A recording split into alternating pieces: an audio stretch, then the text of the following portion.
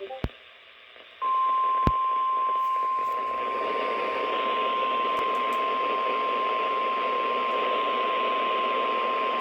God.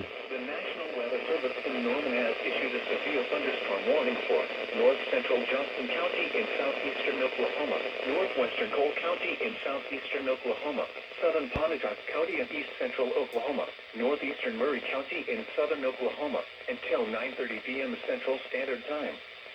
At 8:40 p.m. Central Standard Time, a severe thunderstorm was located over Hickory, moving east at 40 miles an hour. Expected hazards include 60 miles an hour wind gusts and quarter-size hail. This is a radar-indicated threat. The following impacts are expected. Hail damage to vehicles is expected. Expect wind damage to roofs, siding, and trees. Locations impacted include Sulphur, Rolfe, Stonewall, Siskiyou, Hickory, Scullin, Bridgetown, and Jesse. For your protection, move to an interior room on the lowest floor of a building.